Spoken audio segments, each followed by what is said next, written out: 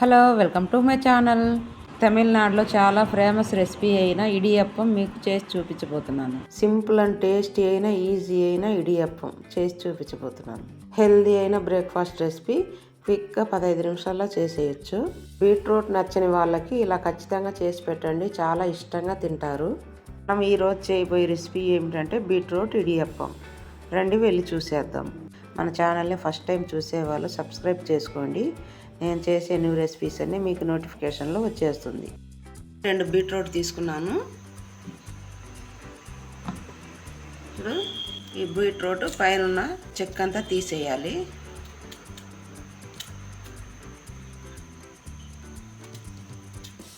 బీట్రూట్ని ఇలా చిన్న ముక్కలుగా కట్ చేసుకొని మిక్సీ పట్టుకోవాలి. ఇందులోనే నీళ్ళు వేసుకొని మిక్సీ పట్టుకోవాలి మెత్తగా.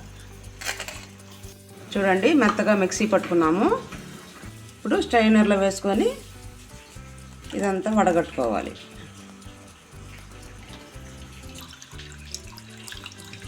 ఇలా అంతా వడగట్టుకొని ఈ నీళ్ళని తీసుకోవాలి. మనం ఈ బీట్రూట్ నీళ్ళతోనే మనకు ఈ పిండి కలుపుకోవాలి.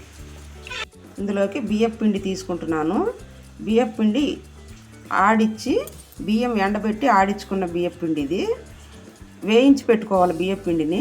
పిట్టు చేసుకుంటాం కదా ఆ బియ్యం పిండి. ఇందులోకి చిటికెడు సాల్ట్ పోవాలి. ఇందులోకి ఒక 2 టేబుల్ స్పూన్ ఆయిల్. ఈ ఆయిల్ వేసుకున్నాక ఈ పిండి అంతా బాగా కలుపుకోవాలి. బీట్రూట్ తీసుకున్నాం కదా, ఈ నీళ్ళని కొంచెం వేడి చేసుకోవాలి. ఇడియప్పంలోకి వేడి నీళ్ళ వేసుకోవాలి కాబట్టి ఈ బీట్రూట్ తీసి నీళ్ళని వేడి చేసుకున్నాను. ఇప్పుడు కొంచెం కొంచెం వేసుకొని కలుపుకుందాం. ఇప్పుడు ఇదంతా కలుపుకోండి.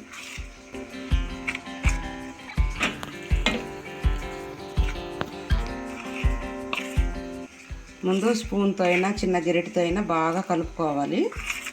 కొంచెం చల్లారినాక మన చేత్తో బాగా కలుపుకోవాలి పిండి అంతా. బీట్రూట్ నీళ్ళు ఉడికించేటప్పుడు బెల్లం పొడి 1 స్పూన్ వేసుకున్నాను. స్కిప్ మిస్ అయ్యిందండి. చూడండి, ఇలా కలిపి పెట్టుకోవాలి. మనం గోధుమ పిండి చపాతీ కలుపుకుంటాంగా అలా కలిపి పెట్టుకోవాలి. ఇలా చూడండి, ఇలా కలిపి మూత పెట్టి ఒక 5 నిమిషాలు ఇలాగే పెట్టేసేయండి. ఈ లోపల మనం ప్రిపేర్ చేసుకుందాము. ఇడ్లీ చేసుకుంటాము కదా, దాంట్లో అయినా చేసుకోవచ్చు, లేదా అరిటాకులైనా చేసుకోవచ్చు. మిక్చర్ పిండుకునేది దీంట్లో కొంచెం ఆయిల్ అప్లై చేసుకోండి. ఇప్పుడు దీంట్లోకి పిండి తీసుకోవాలి. చూడండి, ఇలా పిండి అంతా ఇలా వేసుకోవాలి.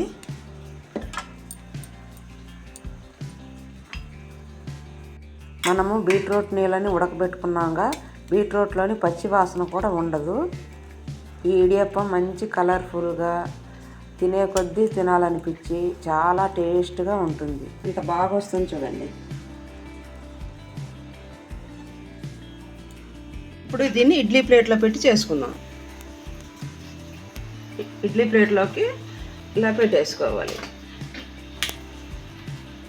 ఇప్పుడు దీని మీద ఇంకో ప్లేట్ పెట్టుకొని దాని మీద ఇంకోటి కూడా పెట్టుకోవచ్చు.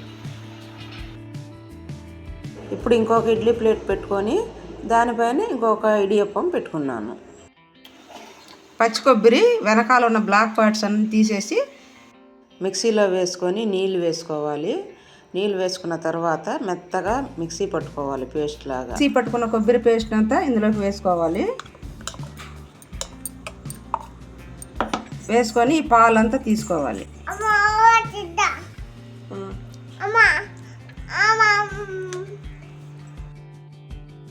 చూడండి, 5-6 నిమిషాలకే బాగా ఉడికిపోతుంది. ఉడికేటప్పటికి ఇలా కలర్ చేంజ్ అవుతుంది.